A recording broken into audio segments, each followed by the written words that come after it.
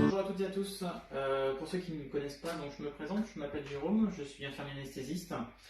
Et donc en collaboration avec l'équipe du Cocon Papillon, ces derniers m'ont demandé de vous présenter un peu les différents types de masques qui existaient en ce moment, entre le masque chirurgical et le masque FFP2 qu'on entend beaucoup parler entre les pénuries de ces deux masques. Tout d'abord, je vais vous présenter le masque chirurgical. Donc c'est un masque qui permet principalement à une personne porteuse ou qui suspecte de l'être de protéger donc son environnement et son entourage de toute projection, de toute transmission contre les agents infectieux. Que ce soit transmis par gouttelettes ou par les voies aériennes. Donc les gouttelettes, c'est les gouttelettes de salive essentiellement. Je vais vous présenter la façon de le mettre. Bon. Avec les élèves qui mettent derrière les oreilles. On vient bien plaquer sur son nez. Hop. Voilà, protection complète, efficace. Ensuite, pour l'enlever, je reviens retirer et je le mets directement dans une poubelle.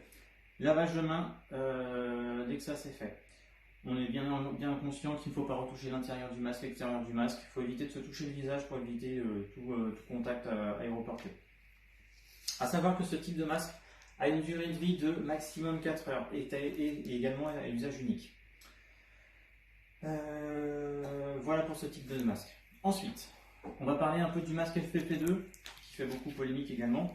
Donc à savoir que c'est un masque filtrant, donc qui va protéger le porteur contre les risques d'inhalation, donc des agents infectieux lorsque le porteur est exposé au virus. Donc principalement ce sont les professionnels de santé au contact des malades dans le cadre de leur fonction. Donc je vous montre un masque FFP2. Donc je ne vais pas spécialement faire la démonstration car c'est actuellement, vu qu'on a un problème de pénurie sur ce type de masque, qui peut encore être utilisé.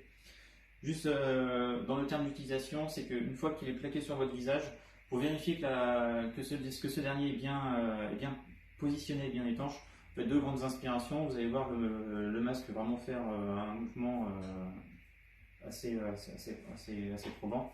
Donc là, le masque est bien positionné. Dans tous les cas, pareil, on l'enlève de façon sans toucher la partie extérieure.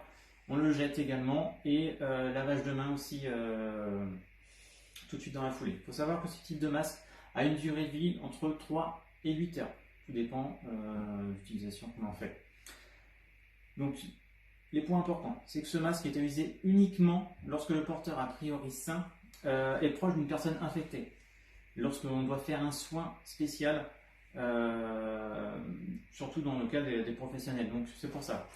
Si on respecte les distances de sécurité donc demandées par les autorités, à savoir donc 1 mètre de distance, qu'on limite au maximum nos déplacements, que se relève régulièrement les mains, il n'y a aucun intérêt, sauf à faire partie du corps médical, à porter un masque FFP2.